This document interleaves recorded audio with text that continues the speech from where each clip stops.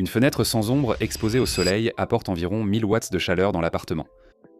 C'est comme un radiateur que vous n'avez jamais acheté, jamais allumé, qui fonctionne à plein régime toute la journée en plein mois de juillet. Aujourd'hui, je vais vous montrer comment rendre n'importe quel appart en location glacée. Pas besoin de climatiseur, ni de l'autorisation du propriétaire, ni de percer quoi que ce soit, et pour à peu près le prix d'un café.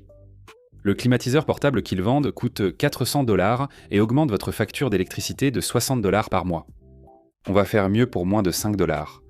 L'astuce la plus étrange qui baisse la température d'une pièce de 5 degrés avec un bol et un ventilateur me semblait incroyable avant d'y mettre un thermomètre. 2 étés sans clim dans un appartement au dernier étage m'ont appris ces astuces et je ne passerai plus jamais un bail à transpirer. Votre appartement n'est pas chaud parce qu'il fait chaud dehors. Il fait chaud parce que la lumière du soleil traverse directement vos vitres et chauffe toutes les surfaces de la pièce. Votre sol, votre canapé, les murs, ils emmagasinent la chaleur l'après-midi et la restituent jusqu'à 2 heures du matin.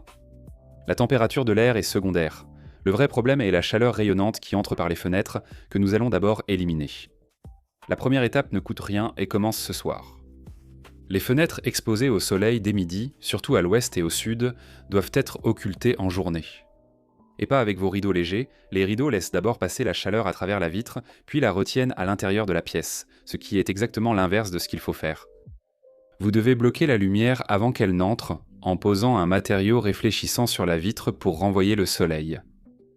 La couverture de survie en mylar à 2 $ est le matériau réfléchissant le moins cher, cette feuille argentée froissée vendue au rayon camping. Collez-la, côté brillant dehors, sur vos fenêtres ensoleillées et vous réduisez un radiateur de 1000 watts à presque rien. Mettez un thermomètre dans la pièce, il cessera de monter en moins d'1 heure. Vu depuis la rue, ça a l'air un peu ridicule, mais votre facture d'électricité s'en fichera. Si le mylar ne vous plaît pas, utilisez du carton recouvert de papier aluminium ou un film réfléchissant pour fenêtre, facile à retirer avant l'inspection finale.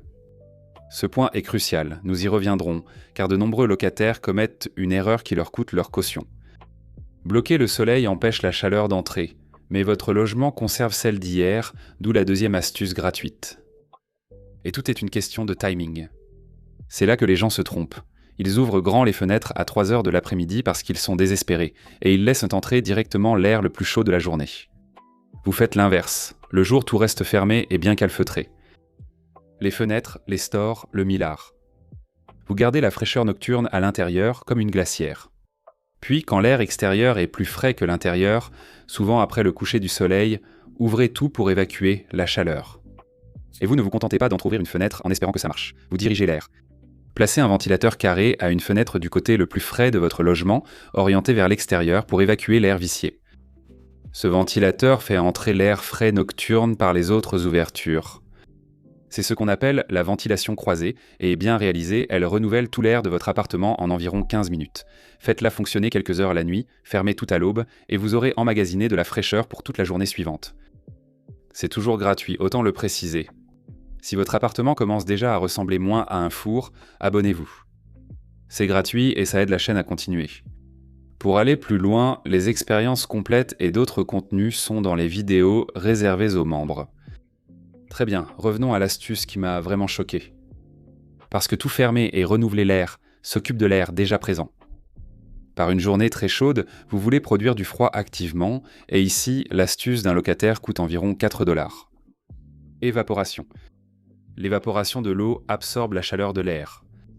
C'est exactement la raison pour laquelle tu as froid dès que tu sors de la douche.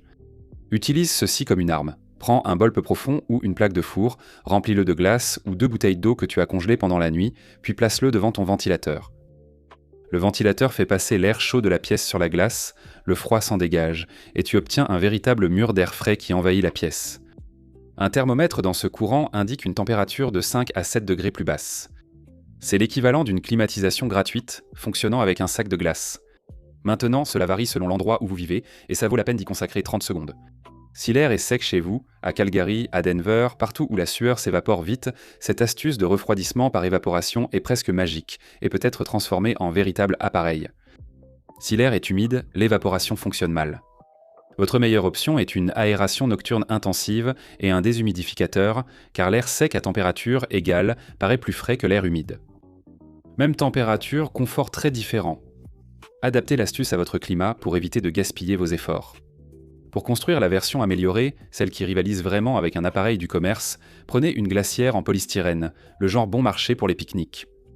Découpez un trou dans le couvercle pour placer un petit ventilateur à pince orienté vers l'intérieur, puis percez un ou deux trous sur le côté pour y insérer de courts coudes en PVC servant de sortie d'air. Remplissez-la de bouteilles gelées, allumez le ventilateur et de l'air froid sort des tuyaux. Coût total, environ 12 $, surtout pour la glacière. Congelez chaque nuit les mêmes bouteilles, cela marche tout l'été pour le seul coût de l'électricité nécessaire à congeler l'eau. Ce chiffre de 6 $ par été, que vous avez sans doute vu, est réel. Les Égyptiens utilisaient déjà cette technique il y a 3000 ans. Ils plaçaient un tapis de roseau mouillé à une fenêtre ouverte pour que l'air se rafraîchisse en traversant le tapis. Un drap humide fixé en travers de la fenêtre. L'air nocturne fait la même chose aujourd'hui. Les anciens utilisaient la physique, sans électricité, pour lutter contre la chaleur, des principes Trutt est toujours valable. Ensuite, il y a la chaleur que vous produisez inconsciemment. Une vieille ampoule à incandescence dégage vraiment de la chaleur. Remplacez-les par une LED et vous éliminez discrètement de nombreux petits radiateurs chez vous. Votre four, c'est encore pire. Faire cuire à 5 heures en juillet chauffe l'endroit pendant des heures, alors repoussez la cuisson chaude au matin ou privilégiez la plaque de cuisson et les repas froids pendant une vague de chaleur. Votre ordinateur de jeu et votre chargeur déversent de la chaleur dans une pièce fermée. Débranchez ce qui est inutile. Aucune astuce seule ne change grand-chose, mais ensemble, elles comblent l'écart entre 78 et 82. Je vous avais promis ce dépôt de garantie. La seule erreur qui coûte vraiment de l'argent aux locataires, c'est de faire quelque chose de permanent. Visser des supports, coller un film permanent, percer pour un climatiseur de fenêtre sans autorisation. Tout ce que j'ai proposé est réversible. Ça se décolle, se débranche et se range dans une boîte le jour du départ, et le propriétaire n'a aucune raison de garder un centime. Vous profitez de la fraîcheur, ils récupèrent leurs murs intacts. Une dernière astuce qui donne l'impression de tricher. Votre corps n'a pas besoin que toute la pièce soit froide, juste vous. Un chiffon humide sur la nuque et à l'intérieur des poignets, là où le sang circule près de la surface, fait baisser la sensation de chaleur presque instantanément. Dirigez ce ventilateur à glace sur votre lit 10 minutes avant de dormir. Vous ne combattez plus tout l'immeuble, juste les 45 cm autour de vous, et vous remportez ce combat chaque nuit. Le propriétaire peut ignorer vos emails. Vous avez le soleil réfléchi, l'air nocturne stocké, un ventilateur à glace à 4 $ et une glacière à 12 $ plus efficace qu'un modèle 40 fois plus cher. Et vous pourrez tout emporter dans votre prochain logement. Merci d'avoir regardé. Si cela a rendu votre logement un peu plus vivable, laissez un like et envoyez cette vidéo à l'ami qui crève de chaud en ce moment. On se retrouve à la prochaine.